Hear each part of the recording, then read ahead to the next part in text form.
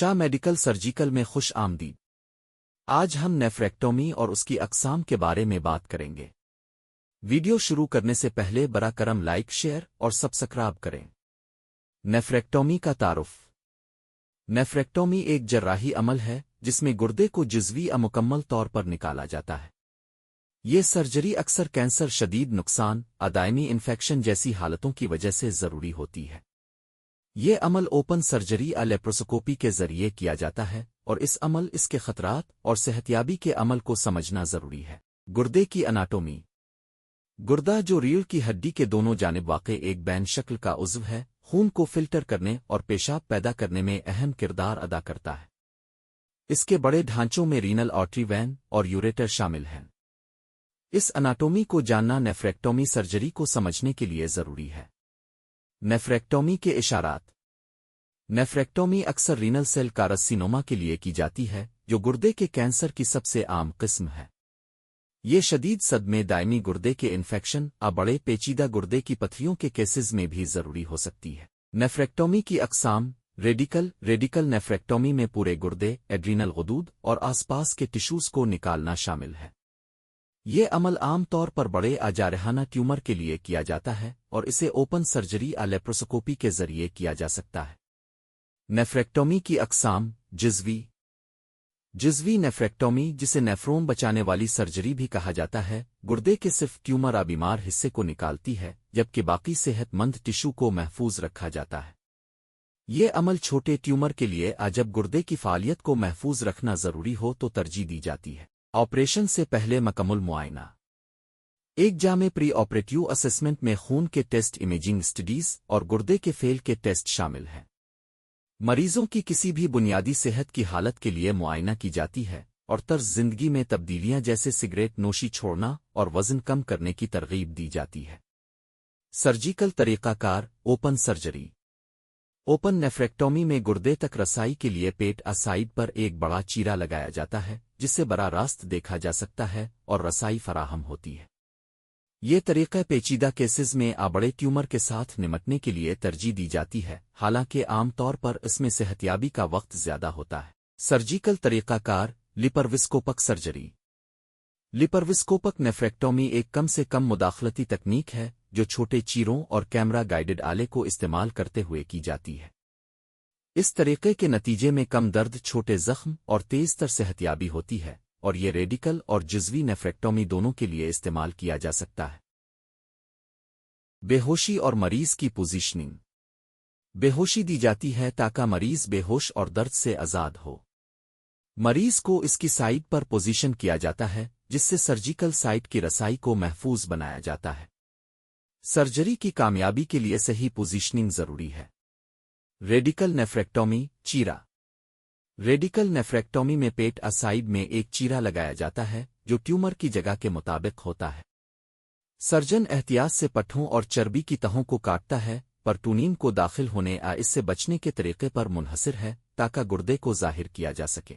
Radical نیفریکٹومی۔ گردے کی حرکت۔ گردے کو احتیاط سے آزاد کیا جاتا ہے، اسے آس پاس کے ڈھانچوں سے الگ کیا جاتا ہے۔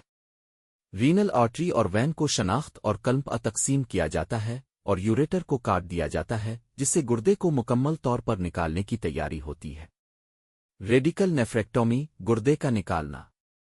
پورے گردے، ایڈرینل غدود اور آس پاس کے ٹشوز کو نکال دیا جاتا ہے۔ قریبی لمف نوڈز بھی معائنہ کے لیے نکالے جا سکتے ہیں، اور نکالا ہوا گردہ پیتھولوجیکل تجزیے کے لیے بھیجا جاتا ہے۔ سرجیکل سائٹ کو بند کرنے سے پہلے خون بہنے کی روک تھام کو یقینی بنایا جاتا ہے۔ ریڈیکل نیفریکٹومی۔ بندش۔ گردے کو نکالنے کے بعد سرجیکل ایریا کو خون بہنے کے لیے معائنہ کیا جاتا ہے، اور کسی بھی باقی رہنے والی رگوں کو ہیماسٹیسس کو یقینی بنانے کے لیے باندھا جاتا ہے۔ پٹھوں اور جلد کی تہوں کو پھر ٹانکوں اسٹپل سے بند کیا جاتا ہے، اور ضرورت پڑنے پر ڈرینیج ٹیوبیں لگائی جا سکتی ہے۔ چیرا اور دیکھنا۔ ایک چیرا لگایا جاتا ہے اور گردے کو ریڈیکل نیفریکٹومی کی طرح ظاہر کیا جاتا ہے۔ گردے کے ٹیومر بیمار حصے کی شناخت کی جاتی ہے، اور ریسیکشن کے مارجن کی منصوبہ بندی کی جاتی ہے تاکہ زیادہ سے زیادہ صحت مند ٹشو کو محفوظ رکھا جا سکے۔ رینل برتنوں کو خون کے بہاؤ کو کنٹرول کرنے کے لیے عارضی طور پر قلب کیا جا سکتا ہے۔ جزوی نیفریکٹومی۔ ट्यूमर का रिसेक्शन। गुर्दे के ट्यूमर बीमार हिस्से को एहतियात से निकाल दिया जाता है और मार्जिन को चेक किया जाता है ताकि तमाम कैंसर ज़दा टिश्यू निकाल दिया जाए। सर्जन खास तौर पर इस बात का ख्याल रखता है कि आसपास के सेहतमंद टिश्यू को कम से कम नुकसान पहुंचे और निकाला हुआ हिस्सा पैथोलॉजिकल तशखीस के लिए भेजा जाता है। जिज़वी नेफ्रेक्टोमी तामीर 9। बाकी गुर्दे के टिश्यू की फालियत को बहाल करने के लिए दोबारा तामीर की जाती है। रिसेक्शन के जरिए बनाई गई खराबी को बंद करने के लिए टाँके लगाए जाते हैं और खून को कंट्रोल करने के लिए हीमास्टेटिक एजेंट्स इस्तेमाल किए जा सकते हैं। गुर्दे में खून के बहाव को बहाल किया जाता है जब बर्तनों को क्लिपिंग से हटाया जाता है। जिज़वी नेफ्रेक्टोमी बंदिश। रेडिकल नेफ्रेक्टोमी की तरह सर्जिकल एरिया को खून बहने के लिए मुआयना किया जाता है। इससे पहले के पट्ठों और जल्द की तहों को टांकों स्टपिल से बंद किया जाता है। ज़रूरत पड़ने पर ड्रेनेज ट्यूबें लगाई जा सकती हैं और सर्जरी के बाद मरीज को सेहतयाबी के लिए मुंतकिल किया जाता है।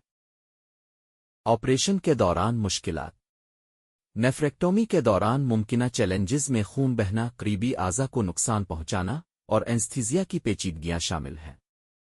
ट्यूमर का साइज और मकाम सर्जरी को ज़्यादा पेचीदा बना सकता है और सर्जन को गैर मुतवक्के नताइज पेचीदगियों के लिए तैयार होना चाहिए।